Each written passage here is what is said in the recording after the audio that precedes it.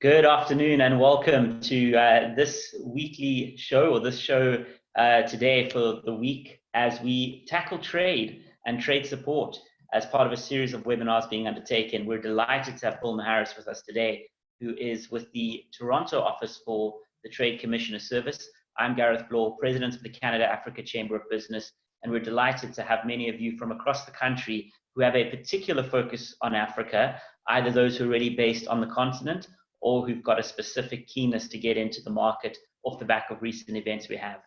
Bill is a wonderful speaker and is well recognized by many of us who are based here in Ontario. He's with the Info Centre and a Trade Commissioner with Global Affairs Canada, where he serves as the manager for the Ontario Regional Office. So this is based in Toronto, has been with the department since 2004. He's a fantastic lead of the Trade Commissioner Services, which is Canadian companies around the world. Assignments in several cities around the globe, including Athens, Warsaw, and Budapest. His previous work experience includes funds administration for the Montreal Trust Company, legal work for a commercial law firm, and communications work with the Planning, Analysis, and Public Affairs Unit over at Industry Canada. Bill holds an Honours Bachelor's of Arts degree from York University, a Master's degree in Public Administration from Queen's, and he's also certified as an international trade professional. Bill, I would also take this moment to recognize what our board has unanimously agreed on the Trade Commissioner Service, and that it is simply Canada's secret weapon, not only in Africa, but for business operations across the world. So thank you for all the work you do. For those who do have questions, you can post them at any time during the presentation. Once Bill has completed his deck, we will then take those questions individually. Bear in mind, this session is recorded live. Should you have any issues of a technical nature, feel free just to send a message to 647-667-1223. That number will also be on screen in a moment. And otherwise, Bill, over to you, and a warm welcome from all of us at the Canada-Africa Chamber of Business. Well, thank you, Gareth, and good afternoon, everybody, with the Chamber and friends and members of the Chamber. I'm very happy to be here today to present to you a little bit about the Trade Commissioner Service and what we do and how we help Canadian companies. Thank you, Gareth, for the invitation. It's always a pleasure to work with the Canada-Africa Chamber. You're a very professional organization. You do a great job, and you're actually one of our go-to organizations, certainly in Africa, when we're looking for business and investment development for our Canadian companies on the African subcontinent. So thank you very much for being there for a number of years and doing a great job. And I know that we're working together as well to make the Chamber even better, make it even more popular, increase your membership, and do more events with you. This afternoon, I want to talk to you. I'm just going to run up my PowerPoint presentation here, share my screen with you. A little bit about the Canadian Trade Commissioner Service, and a little bit about Global Affairs Canada and how we help Canadian companies. So we're very, very happy to do that. I'm Bill Harris. I'm a Trade Commissioner. I'm a manager of the Info Centre as well at Global Affairs Canada in Toronto office, which covers the Ontario region. So we work with companies based out of Ontario, essentially. So if you're, whether it's Northern Ontario or Southern Ontario, Western, and so on, you're our client for the Trade Commissioner Service. The Canada-Africa Chamber of Business is, as I said, a great organization. We're happy to work with you. I want to cover 3 topics today. I want to cover a little bit about the Canadian Trade Commissioner Service, or TCS as we call it. I want to provide you with some tips, some really practical tips on doing business in Africa.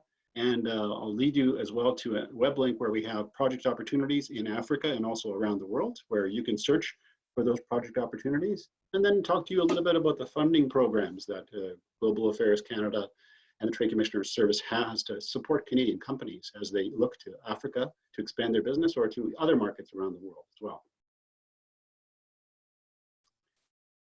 Well, we are the commercial branch of Global Affairs Canada. Those of you who've been around for a while may remember the department being called the Department of Foreign Affairs and International Trade, or DFAID or DFATD, a few years ago. Of course, when the last government came into power, they changed the name of some of the departments, and we are now known as Global Affairs Canada. Our mission really is very simple. It's to help you and Canadian companies advance your interests around the world and to help you succeed internationally as well. We have an unparalleled worldwide network of international business development professionals, our trade commissioners, our trade consuls and staff all around the world. who have business knowledge, business contacts for you in their markets, and can help you along.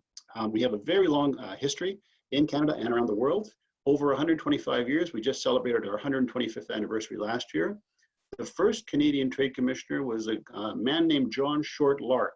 He was located in Australia, and he helped Canadian companies sell farm implements, wagon wheels, grains and seeds to the Australian consumers. And since then, since 125 years ago, the TCS, or Trade Commissioner Service, has grown significantly to now where we have 6 regional offices across Canada, and I'm in the Toronto office, and 160 offices in over 100 countries abroad with 1,000 trade commissioners to help your company.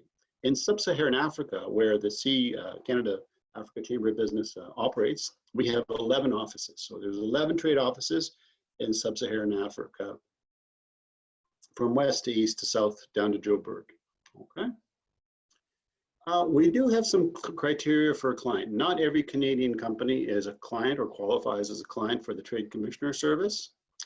We have some criteria that we'd like to look at for Canadian companies. We certainly want to talk to companies that are incorporated, have an existing track record of sales in Canada. We do not generally work with startup companies or one-person companies.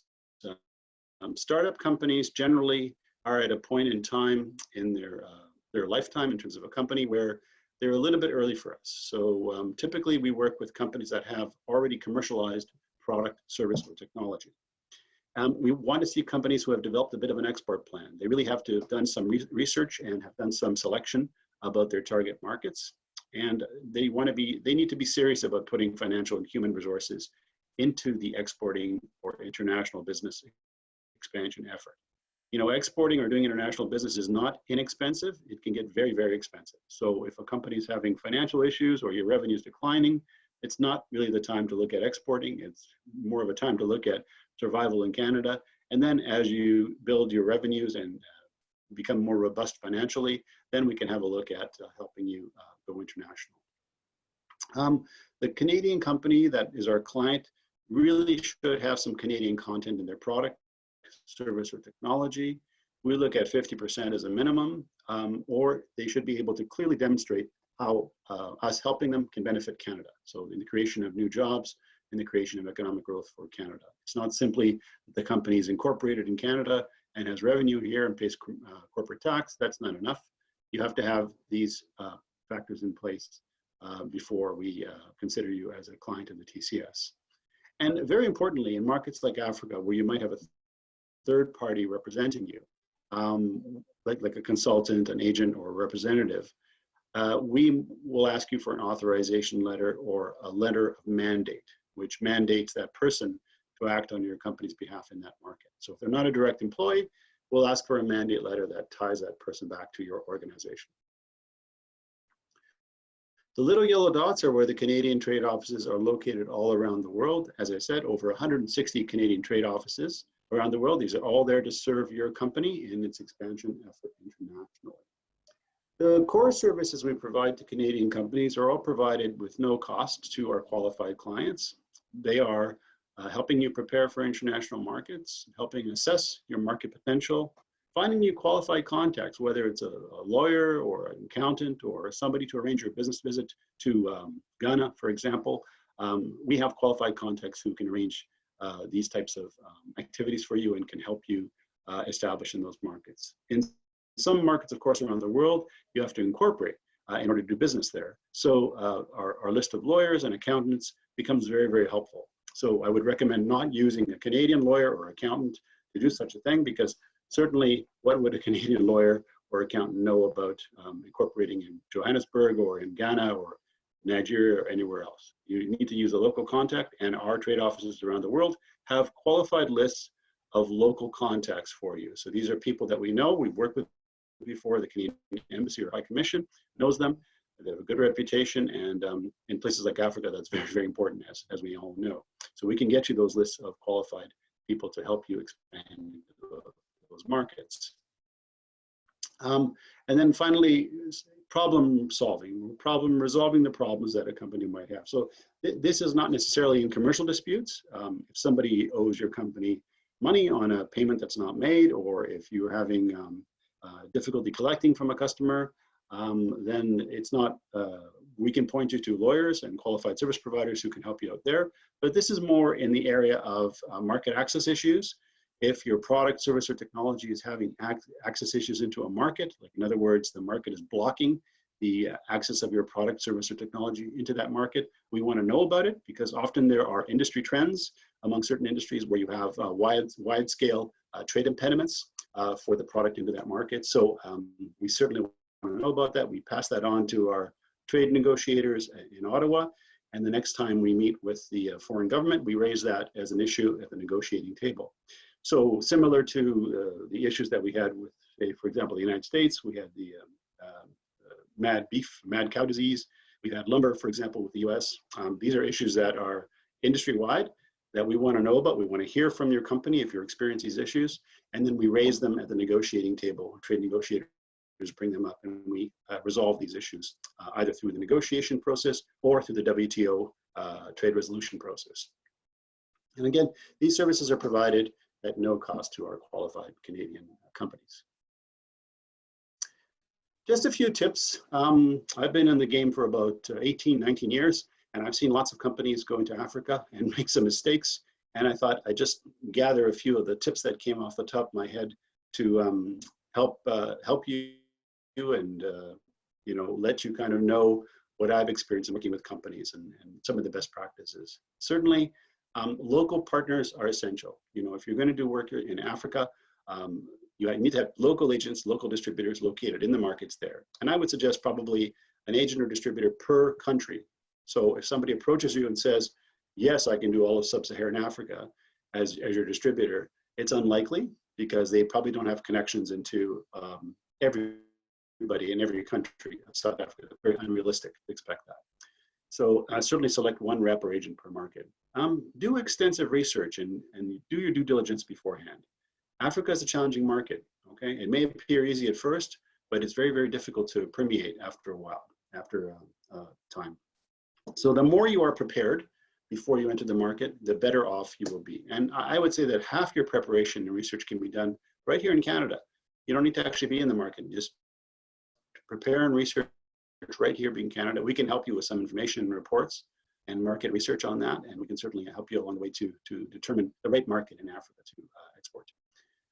Frequent visits. Definitely you have to visit Africa and your potential customers and your partners or clients and distributors on a regular basis. Africa is what we call a relationship market. So there are two types of trade markets in the world. There are transactional markets where it's basically a simple transaction. What is the price of your product? How fast can you ship it here? You know, what is the quality? Okay, I'm gonna order 1,000 units, right? That's a transactional market. And then there's relationship markets. So Asia and Africa, Latin America are all relationship markets. You have to develop a relationship with your partners there. You have to be present in the market. Your presentations have to be done in person for the most part. You really have to kind of be present in the market in order to develop the relationships and the necessary alliances to help you develop your business in that market. So being there, visiting frequently is actually essential. There is a wide diversity in African economies. You know, there's, if you visited Africa, and many of you, of course, have visited Africa, have done business there, but many newbie companies that I talk to don't know that Africa is a very diverse region. You know, they believe that everybody's impoverished and everybody is, you know, corruption everywhere. It's not the case at all, of course. We know that there are markets in Africa that are doing very, very well. The countries are doing very, very well, have high growth rates, they're stable, they're politically transparent, politically stable, economically stable. And then there are others that you know, are far more challenging, that are in more of a developing mode. So it's not fair to paint all of Africa and all of African companies with the same brush. You have to understand that differentiation that there is there in the continent. Corruption is still, unfortunately, very much a fact of life in many African countries. It has to be realized and has to be acknowledged. And of course, you know, you have to realize that it's there and work around that. Of course, we advise all Canadian companies to be above board, not get into the temptation of offering incentives or anything like that to your customers. Because once you start with that process, it's a very slippery slope, thin edge of the wedge, as they say, and you end up, getting into bigger problems, as we've seen with some very large Canadian companies working in North Africa the last few years. Provide integrated solutions where you can. So it's mainly based on a technology or a small part of the technology, but integrate it into a larger technological process. Or if it's a product, think of its integration and what other products or related products might be required to work in that area. So provide an integrated solution for it as much as possible. Individual components are not necessarily highly valued in Africa, but systems are. So think of the technology or product you're providing or service providing on a systemic basis, systemically. Okay? Consider providing offsets on large projects, particularly in things like defense and infrastructure. African countries are very grateful to look at and consider proposals around, for example, if a Canadian company is helping to engineer the building of a power plant, maybe an offset might be the building of a school or a clinic nearby, or some sort of educational process where you can train and educate some of the workers in something completely different than power plant technology. These types of offsets are very, very appreciated and acknowledged in countries in Africa and also around the world as well that are more on the developing side. Buyer financing is critical. Okay, don't expect your buyers in Africa to necessarily have full or even partial financing. There are options in Canada that you can use. Elevate Export Finance is one organization for small deals under a couple of $1 million. EDC, Export Development Canada, for larger deals. They can provide buyer financing to your buyer to buy your Canadian service, product, or technology. Okay, so those two organizations are very, very active at doing international buyer financing. Of course, they'll evaluate the risk of potential buyers, they'll evaluate payment history and their credit worthiness and so on before they extend credit to them to purchase your product, service, or technology. Leverage the international financial institutions that are in the market. For example, the African Development Bank. These are excellent organizations who may already be doing projects that are along your bailiwick, and you can actually then slide in and kind of maybe be a subcontractor to some of these projects or bid for these projects yourselves. So the ADB and the other IFIs operating in Africa and around the world are excellent sources that most Canadian companies don't even know exist, and they don't even know that they're actually operating in that market and have project opportunities. A little more complex to access, requires a little more patience, a little more work on your company's part, but certainly worthwhile in the end, get you into that whole supplier stream, procurement stream. Now, if your company is looking for project opportunities in Africa or anywhere around the world for that matter, we have a project browser. It's a database of projects that are funded partially or wholly by my department, Global Affairs Canada, from our development branch. And it's called a Global Affairs Canada Project Browser.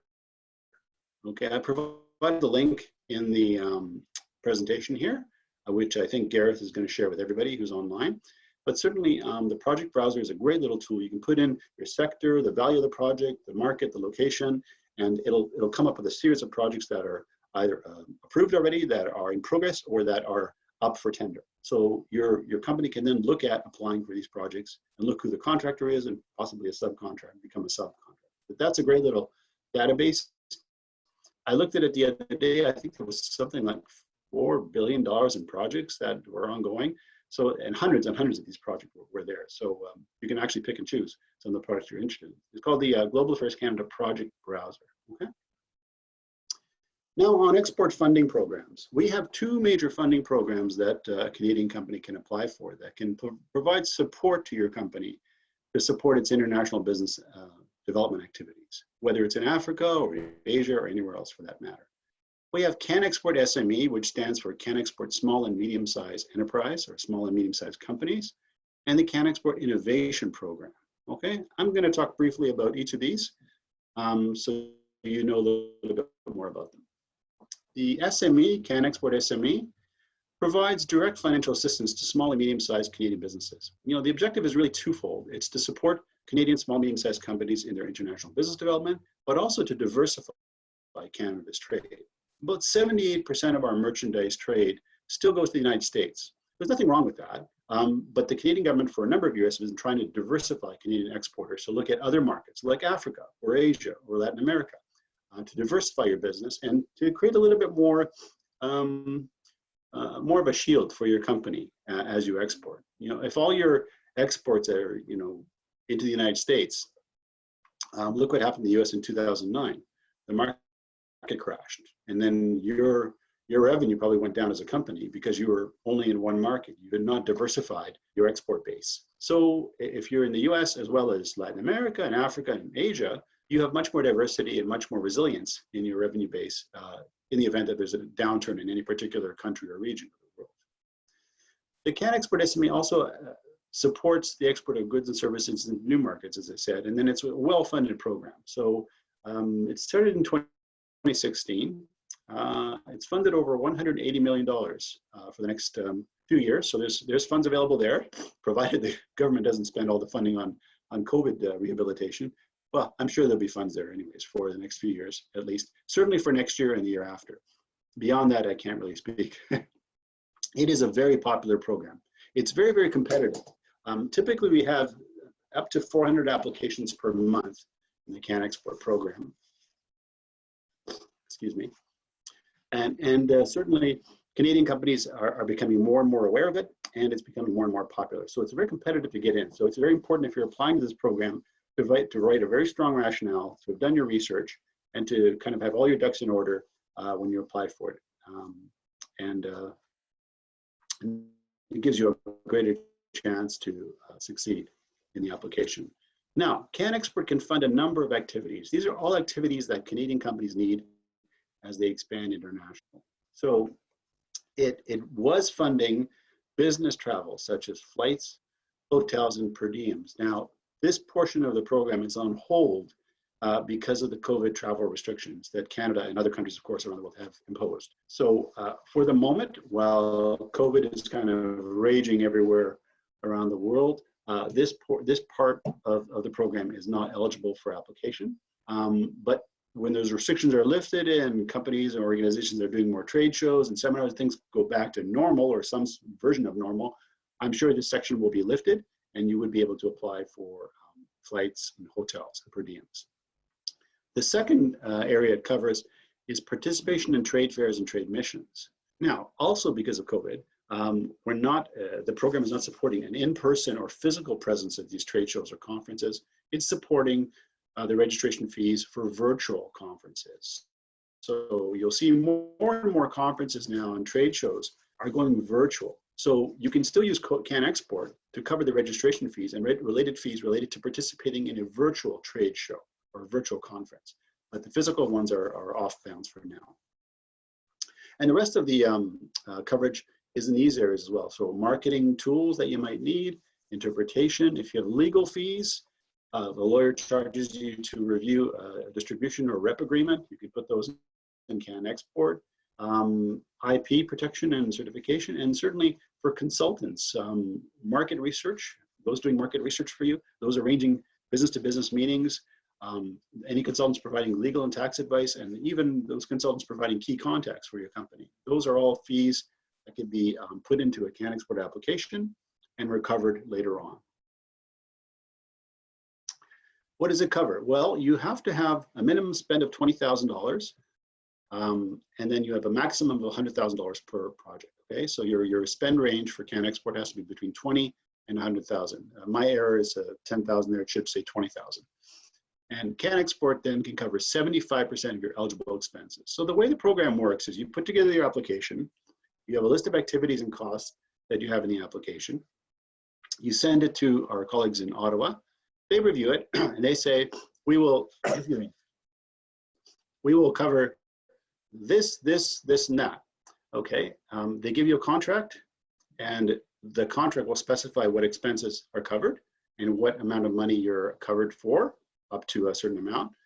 You then go and spend the dollar, and then you claim back 75 cents from the Canadian government on the CanExport approved funding. At the end of the duration of your project and the activities are over, you do a report to CanExport. You tell us what you achieved, what sales you achieved, how did the market go, what were your thoughts, and so on. You provide that report, and then if you have money left over, you can actually apply, sorry, not money left over, if you haven't maximized your contribution for the year, you can apply again. you can do up to 2 applications in 1 year, up to $100,000. So let's say theoretically you get approved for $40,000 in your first application, you have another $60,000 theoretically that you can apply for a second application once you complete the activities in your first application. Okay? A little complicated, but basically, you put together your list of activities. The reviewing officers at headquarters review them. They'll approve this, not approve that, approve this, approve this. They'll give you a contract. You go and spend your dollar, claim back 75 cents. If you haven't spent anything near the $100,000, you can apply again during the fiscal year as well for a second application for CanExport. Okay, that's CanExport SME. You have to have some minimum qualifying criteria to apply for CanExport. You have to be a Canadian company, minimum revenue of 100,000, minimum 1 employee. You have to be incorporated and have a CRA registration number. And most importantly, these 2 last points are very, very important. You cannot have more than $100,000 or 10% of your total sales in the target market. So let's say your target market is South Africa, okay? If your company is a $2 million company in terms of revenue and you have $500,000 in sales already in South Africa, you cannot apply to CanExport. You have to have less than 10% of your sales or $100,000, no more than $100,000 in South Africa, okay? And also very importantly, as I said, it's a very competitive program. So you have to have a very solid export rationale and export strategy in order to apply for CanExport. That's the most important part of the application. You need to be able to explain your company, explain what your product, service, or technology is, explain why it's better, tell us what research you've done into the market, tell us what leads you have, and then be very, very accurate with the activities that you want to do in the market and make those activities relevant to your market as well. That would increase your chances of getting approval and success. The program has succeeded pretty well to date. I mean, we have about 1,700 projects or 1,700 companies roughly that have been approved. About $21 million in government funding has been dispensed. The average project size is about $30,000, and it's certainly succeeded in diversifying Canadian companies. 115 new markets, by market is a country. So 115 new countries have been targeted by CanExport applicants in the last few years. So it's certainly succeeding in diversifying that export base for Canadian companies, working very well in that respect. And then overall, we have $376 million in export revenue that has been generated by the company. These are successes and revenues that the companies have in the markets as a result of the CanExport program. So that's great in terms of statistics. The CanExport Innovation Program is really similar to CanExport SME, but it's really more for innovative companies in Canada. So this specifically helps Canadian organizations to develop research and development collaborations to commercialize a new or innovative technology that they have by creating partnerships in foreign markets. So it can be used by Canadian small and medium-sized companies. In this case, for CanExport Innovation, academic institutions like universities or colleges can also use it as well. If they have collaborations, say, in the biology area, for example, with a university in the UK or a university in China, they can actually do those collaborations and apply to CanExport Innovation to fund some of the airfare and flights and hotels as well with regards to supporting their researchers to do that. Canadian non-government research centers as well can apply for it. It's got this similar coverage, 75% of eligible expenses, but up to $75,000. So a little bit of a lower threshold, not 100,000, but 75,000 for CanExport SME, but 75% coverage. So as I said, it can cover some of these areas like traveling to meet a foreign partner abroad, to negotiate, formalize an R&D collaboration, traveling to meet foreign investors to bring investment funds to support the R&D in Canada, and the development of legal documentation necessary to formalize a contract with a foreign partner. So those are all areas that it can eventually cover. These are some of the eligible expenses as well. Again, the airfare and the hotel is off limits for now because of COVID, but certainly when that's lifted, you can apply for that. And then meeting costs, room rentals, translation, shipping costs, visas, and so on. So more or less the same expenses with a little twist in some areas as CanExport SME, but really with a focus on R&D collaborations towards establishing a commercial contract or commercial relationship with a foreign partner. Please do follow us. We have a Twitter page. It's Twitter, Ontario TCS, Ontario Trade Commissioner Service, and in French, it's Ontario STC. So please do follow us, and we'll follow you if you follow us. And if you want to know about what the Global Affairs Canada and Trade Commissioner Service is doing, what trade shows are going on, trade missions, events coming up, conferences, seminars we're promoting or we're active in, please do sign up for My TCS. So you just Google My TCS or My Trade Commissioner Service. And this is a free platform. You can sign up for it. You put in your company profile, what sector you're in, what markets you're interested in, and then this will push information to you based on your profile, based on your sector, based on your countries of interest, based on your company size, and so on. It's a great little tool, free of charge. Please do subscribe. Thank you very much. Happy to take any questions from you. Now I'll turn it over back to Gareth. Thank you very much, Bill. And really, your team and the trade commissioners across the continent and indeed the world do a marvelous job. And here at the Chamber, our team has had the chance across all of us to meet every single one that is based across the African markets, and truly a wonderful group of people. And for those who are not yet connected on the ground to the Trade Commissioner Service, you'll find that these individuals are in essence a part of your company and are by your side each and every step of the way. We've got a number of individuals on the call today. I just wanted to highlight a few. I see some other trade commissioners have joined as well. Ian Murdoch in Kingston, I see you're on from the Chamber, both Vice President Susan Namolindwe, as well as Jacques Mthumbe, welcome. And then from the South African Consulate, Consul General Tandiwe Fedane, I know you mentioned there the importance of local contacts, so thank you very much for representing South Africa. And then Chamber Secretary and Director Wayne Floriani, good to have you on the call as well. We've got a number of questions that have come through, and I'm going to take a moment to ask the first two that in essence relate, Bill, to the question of ownership for qualifying companies. And the questions are as follows. For a firm that is based in Canada, employing a majority of Canadians, but majority owned by folks outside, such as South Africans, Ghanaians, anyone international, is there any limit on qualification based on ownership? And then that question has been reversed in a sense as well from another one of our attendees, and it is, if a Canadian company owns a majority share or Canadians own a majority share in an African firm, does that company qualify by any chance as Canadian when it comes to accessing the services that you've outlined, this excellent suite of opportunities and incentives? Yes, well, for the latter case, the latter example, yeah, they would be a Canadian client. More, we'd have to go through the other criteria as well, but they're more likely to be a Canadian client than the former. In terms of the former, we have to look at what is going on in Canada with the company. Do they produce a product here? Is the R&D here? Is there a substantial employee database, employee group here in Canada?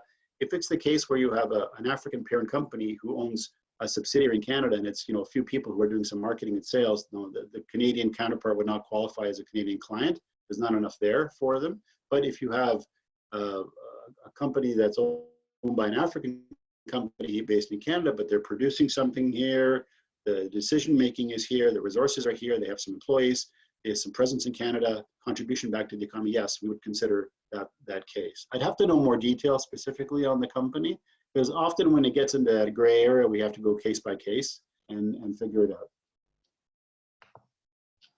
Fantastic. I got a couple of comments which I think are really worth pointing out. Jacques mentions that there's a red carpet for Canadian firms in Africa. To what extent do you find, as you engage prospective companies going into the continent, issues around the way Canadian firms are received? Do you experience that as a major asset for doing business that perhaps many people aren't aware of until they get to any given African market? And I think it goes to the issue of perception of being a Canadian firm and what soft advantages that has. Any thoughts on that? If you could repeat the question, Gareth, you cut out for a moment there, so I didn't quite hear what you said. Sure. The question is off the back of a comment around the perception toward Canadian companies on the continent. The comment is that it's very positive and that people like doing business with Canadian firms. The question is that your experience as well across the 19 years you've been in this role? And how do Canadian companies take advantage of that? Any anecdotes or thoughts welcomed? Yeah, no, I would agree fully with that comment. I think there's a very positive perception of Canadian companies, not just in Africa, but really everywhere around the world. We're always contrasted, I think, with the Americans. The Americans tend to be a little more aggressive and maybe a little bit more pushy in certain markets. Canadians have a reputation for being a little quieter, more reserved. We have a really good reputation for integrity. So we do what we say we're going to do. We don't fool around with that. We're very honest and straightforward as doing business. And of course, there's large diasporas as well from Africa and other countries in the world in Canada. So we're definitely more of a multicultural society, more diverse in that way. So I think that there's a larger acceptance of people who are look different or have different cultural norms in Canada. So I think those are all great benefits for Canadian companies. I think one area where Canadian companies can probably improve is being a little bit, I won't say aggressive, but I'll say a little bit more committed to markets. What often happens, and I've seen it in 19 years of doing this, is a Canadian company will try a market, once. They'll go into, for example, Ghana or South Africa, once. Things don't go that well. Maybe they haven't planned it that well, and they come back to Canada and say, "Well, we're not going to go there again. That's it." They didn't sign any agreements or whatever. They don't realize that it takes a long time sometimes to develop the right contacts and to sign agreements and to get products and technologies and services procured in markets like Africa or Asia. Like I said, these are relationship markets where you have to develop a relationship over a period of time. But Canadian companies seem, in my humble opinion, I think, to lack a little bit of commitment and persistence in addressing these markets. And that's an area where, when I talk to companies on a routine basis daily, I always encourage them to keep going. But, we need to prepare those companies as well, and they need to be prepared before they enter the market. Because if they go into a market expecting it to be like the US or like the UK, it's not. It's obviously not. It's a completely different market. So they really have to do their homework in advance and realize that they're going to have to commit time, 1, 2, or even 3 years into the market before they potentially see any sale. Excellent. Thank you, Bill. The next question is a clarity-seeking question. Do I understand that an applicant may be limited to 1 or more applications per fiscal year, as long as the total requested amount is limited to that $100,000 that you spoke of from CanExport?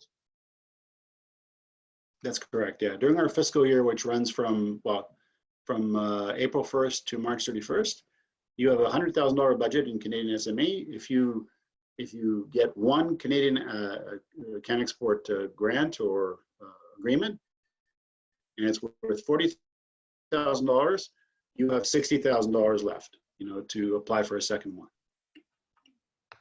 Excellent. I've got another comment here seeking your thoughts.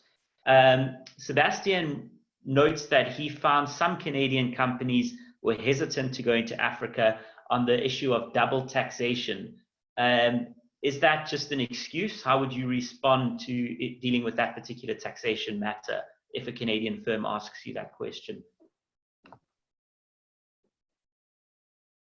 Yeah, I'm not a tax expert, unfortunately, but I know that Canada has double tax agreements or tax treaties with many countries around the world.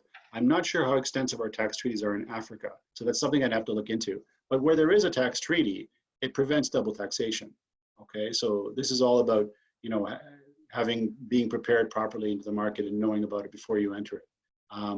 So where Canada does have, and you can look it up, we have a trade policy page. If you do Canada's tax agreements, Canada's international tax agreements, there's a list by country, and you can actually go into every individual country and see if we have a double tax agreement in place there. If that agreement is in place, it prevents double taxation.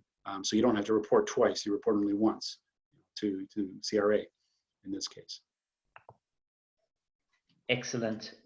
There's a question, we all know Africa's over 50 incredibly diversified economies. Like the rest of the world, there are 1 or 2 spots where there are a few challenges, and occasionally the government issues a travel advisory encouraging non-essential travel. And I happened to have this in a part of West Africa last year. The question being asked is, will you still support that company going into that market, because noting that business is regarded as essential travel? do those advisories have any impact on your support for that company? I think the travel advisors are more in place for individual travelers on tourism, but also for business travelers. So it's not for us to reflect Canadian policy in that area. You have to read the travel advisory very carefully. In some cases, in many cases, you'll see a travel advisory which says travel to this region or that region of a particular country should not be done. But traveling to the capital city, for example, or the top 2 or 3 cities is fine. It's safe, right? Certainly, you really have to read those travel advisories very, very carefully in that respect. It all depends on the risk, I think, that a Canadian company wants to undertake to look at, get into a particular market. Obviously, if it's a war zone, you don't want to do business there. And actually, I was getting, a few years ago, and still get the occasional inquiry about war zones like Syria and Iraq, where we basically dissuade Canadian companies from entering those markets simply because of safety reasons and security reasons,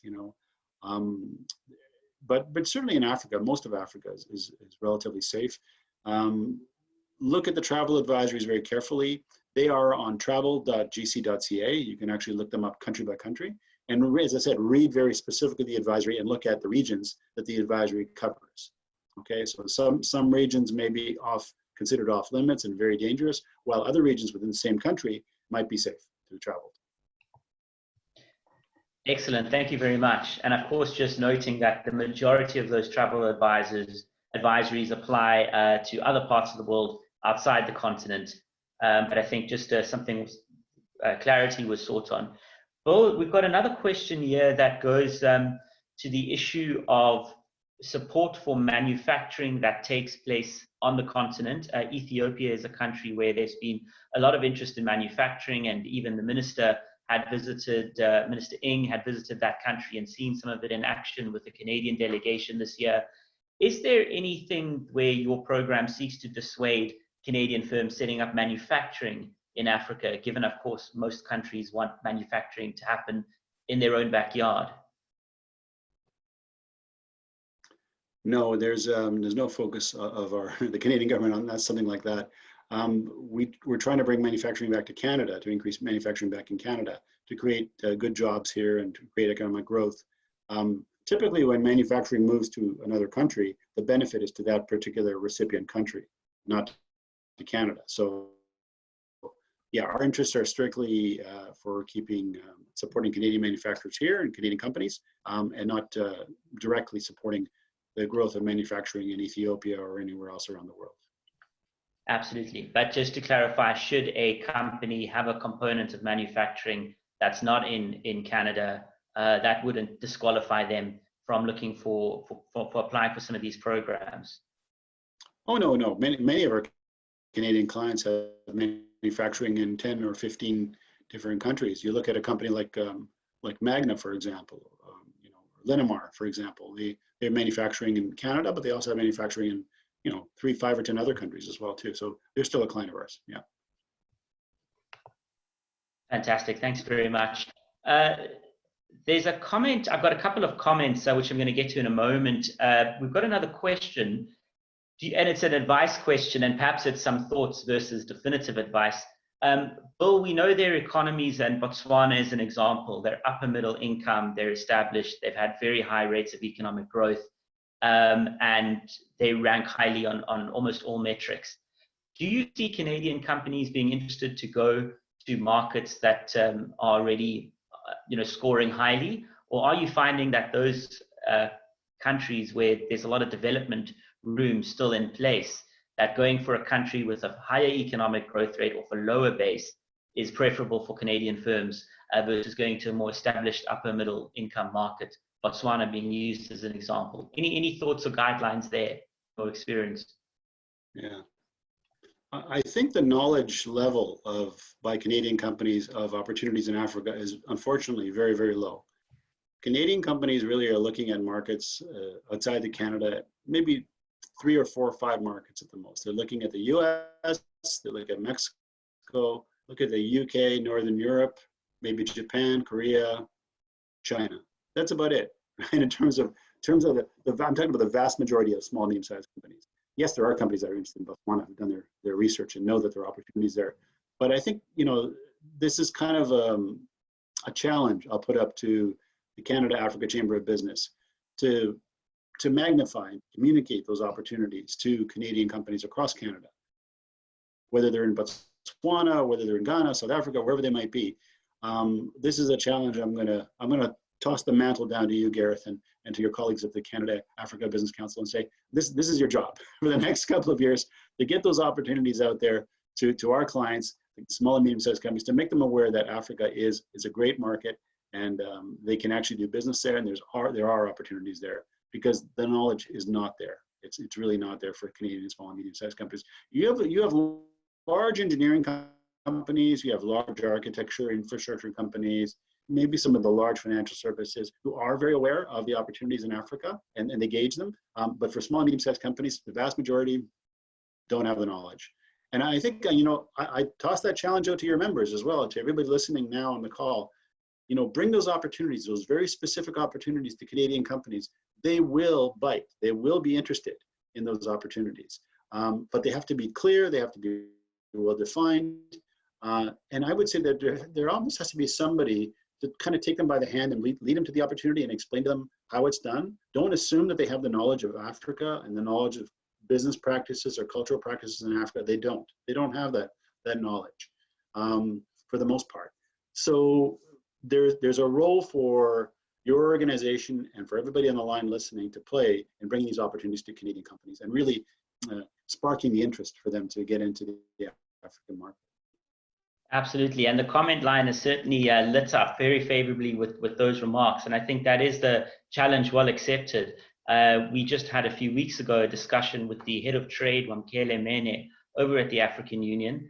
The continent has now signed the single biggest free trade deal internally across the continent since the formation of the World Trade Organization, at a time where trade and restrictions maybe are the trend in a lot of the world. It's the exact opposite when it comes to business flows across the continent.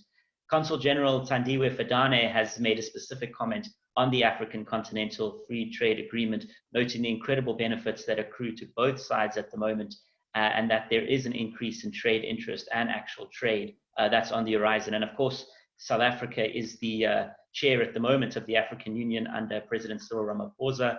And we do have a session tomorrow. For anybody who has not been on the website, the African Union is launching a portal for procurement. It's starting with COVID-19 supplies. It's the continent's 55 member states procuring as a bloc, not just as individual countries. And as we speak, the African heads of state and health ministers have been in a session for the launch internally of this. It's great that Canada is going to be the first country to showcase this platform to the rest of the world. And I think it shows the regard with which, as Bill alluded to earlier, Canadian firms are held, and Canada really is a partner of choice. We've got an anecdote going to one of the SADC markets last year. There was a trade mission and a startup company that had never been outside the borders of Canada decided to take a chance at exploring Africa versus the Asian markets. And it's been a huge success. They've been MOUs within 2 weeks, and that's focused on urban agricultural innovation. So some great examples there, and I think your lesson, Bill, and it is constantly repeated, is it's a long-term relationship play. But once you're in on the continent, it's really a family arrangement, and it's a place where you've got relationships for life, and people certainly very, very engaging and loyal. More comments are coming in. I just wanted to add, if there are any questions, feel free to share those. Bill, another question related to your own experience in the trade diversification strategy that you alluded to from the government, the Canadian government side. Are provinces mandated as part of that federal strategy to also play a particular role when it comes to trade diversification? Essentially, will we see some more programs perhaps at a provincial level, or is it all run through the federal level when it comes to this policy? Yeah, I think it depends on the individual province. I think some are certainly more active in trade with regions and parts of the world that are near them. For example, the Atlantic provinces tend to have very strong relationships with Europe, with Ireland and Germany, France, and so on, Portugal, Spain. They have good relations because of proximity. So when you look at a product being exported, proximity between Atlantic Canada and the western part of Europe is very, very close, relatively.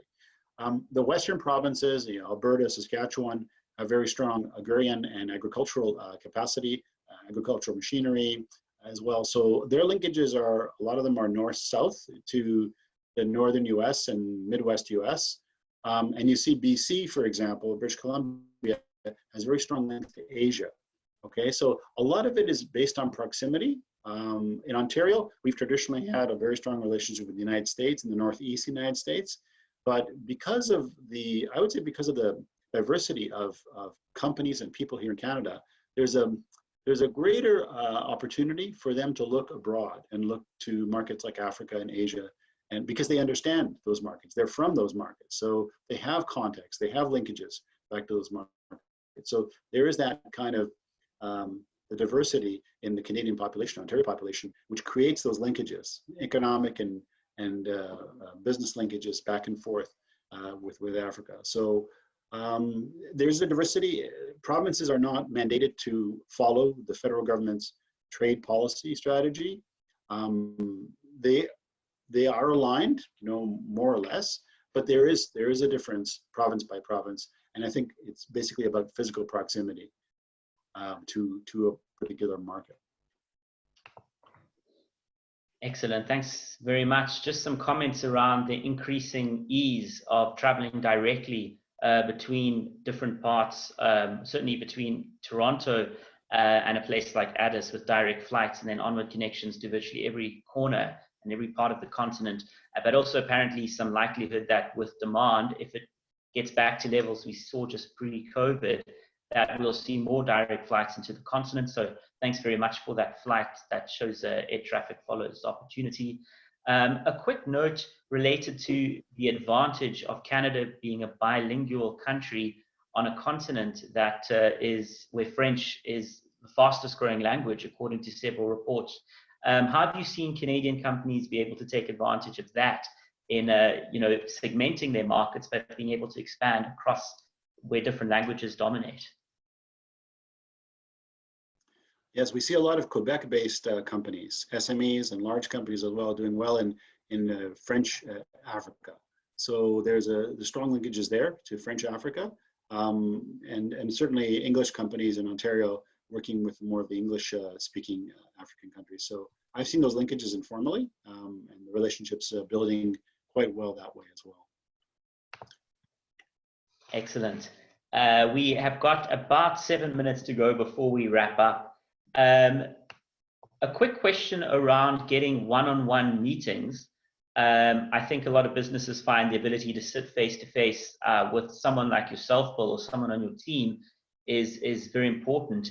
What are sort of some of the requirements just to get here? The example is a 30-minute meeting. What are you looking for? What do we as companies need to have before we get in the room with you and have that initial discussion in executing the strategy for doing business in any given market? I think, I think companies need to look at the slide on what our client criteria are and see if they meet some of those criteria. I think it's the 4th or 5th slide that I showed, and Gareth is going to share that with everybody. If you have, most or all of those in place, I'm happy to talk to you as a company. We'll have a discussion. In this case, we'll have a discussion probably over the phone or by Zoom. Well, before COVID, we used to meet in person in the Toronto office, but that's changed a lot, of course.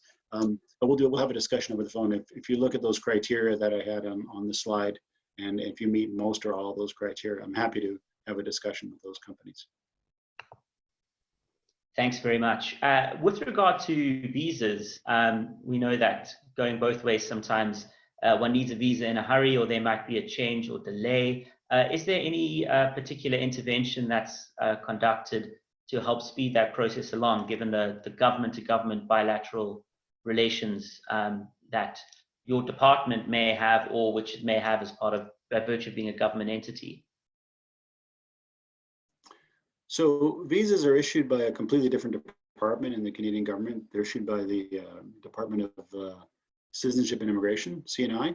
And CNI actually has visa officers placed within Canadian embassies abroad. It's a separate unit entirely from trade or commerce or investment, the units that I work in. So their decisions and their process is completely independent of what we do in trade and development. So that question is really best to go to the visa section or be the Minister of Immigration, for example. All right, excellent. And I think just part of that question would be if there's a particular challenge getting a visa, let's say to a country, to one of the African markets, if trade commissioners have any sort of line or work through the local consulate or embassy of Canada in that given country to speed along the process. I don't know if that changes your answer in any way, or if there's anything you want to add in that regard, Bill. Otherwise, I'll just add the final comment. Do you mean for a Canadian company to get a visa to go to an African country? That's we don't correct. need visas. Oh. Yeah, majority don't require them, but there are still a few that do.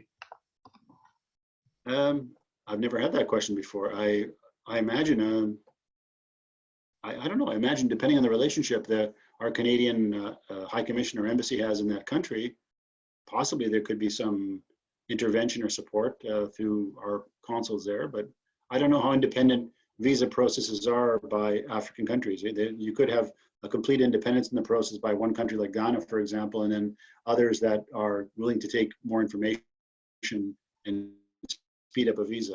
I don't know. That belongs all to the African countries. I don't know the process there, unfortunately. Excellent. Sorry. Yeah, no, not at all, Bill. And in fact, thank you to those who are sending some comments through, noting that Africa, of course, is the majority of the continent is incredibly accessible for those of us from Canada without a visa. But for where a visa is required, the local consulate or embassy is always very, very helpful. So thanks for some of those points. Always best to reach out to them directly. More thanks from the continent. It's great to see comments from chambers of commerce based out of Africa that are pleased to know what Canada is doing to assist its companies. It increases the attractiveness of working with Canadian firms, knowing just how brilliantly they're supported by their government and by people like you, Bill. So I got a special message here in particular from a cold and wet evening in Cape Town. And we, of course, are in the heat of summer, just thanking you. And that's from the Cape Chamber of Commerce and Industry, from their international trade desk down in Cape Town. So thank you very much, Carmen Elman, for that comment. Thank you. And for everyone else who's engaged. It certainly is very impressive, Bill, I must say, as somebody who's immigrated to Canada to see what is available here and to look at that with a fresh pair of eyes. And once again, the experience across the board within our organization is 100% positive. There is no member who's ever had a complaint or an issue. The stories to date are 100% successful and highly, highly appreciative. So thank you very much for doing that, and just a lot of other favorable comments coming through across the board, and I'll share some of those with you, and hopefully you can pass them on to your team. Everyone, I know we are coming toward the end of time. It's end of time, certainly for the seminar. It's 1 minute to go before the end. Bill, closing comments are over to you. If you would just like to wrap it up with any final message, that would be great. I mean, I'd just like to thank you for the time. I think Canadian companies have to explore Africa more. I think they have to have leads given to them. So that's where, again, I throw the challenge down to the Canada-Africa Chamber of Business and your members and associates and contacts to bring those opportunities to our Canadian companies and lead them by the hand and help them understand Africa, help them understand that those opportunities are real in that market. Often they require due diligence to discriminate between the real opportunities and those that are, kind of fraudulent, right? We have some parts of Africa that have been sending, as you know, a lot of fraudulent opportunities to Canadian companies. It sends a bad message to Canadian companies, but certainly we need people on the ground who are well connected to the African business opportunities, investment opportunities, to bring those to Canadian companies. And I'm happy to be the channel for those as well too. So please do send them my way if you have any. And looking forward to working with your members and continue to working with you, Gareth. You're doing a great job. Congratulations. And Africa is in the 21st century. This is the continent that's going to be in the next 100 years is going to be Africa. So I look forward to seeing that. Thank you very much. Likewise. Thank you very much, Bill. On behalf of our board, our members, and our stakeholders, thanks to everybody who's joined this particular call. Don't hesitate to reach out to me personally. You've got my email address from the webinar registration link, and we're delighted to work with you. And Bill, certainly challenge accepted. We've been very committed to the continent and to expanding the presence of Canadian firms. And I think the result, both on the continent, but also here in Canada, has been fantastic. Just before COVID hit, we managed to get in 4 trips to 4 different markets. We were accompanied by either a minister or, in one case, the prime minister in Ethiopia. And I think it really shows at the highest level an interest in trade diversification and making sure that that commitment becomes a reality in a market of over 1 billion people. And where certainly growth rates remain. Sure, yeah. And feel free, Gareth. Yes, and feel free, Gareth, to share my presentation with anybody who's interested in the group, okay? Absolutely, coming right up. Thank you very much, everyone. I know many of you have other meetings to get to. Bill, have a wonderful rest of the afternoon, and to those on the continent, a very good night, and otherwise enjoy your afternoon in Canada. See you next time. Thank you. Bye-bye.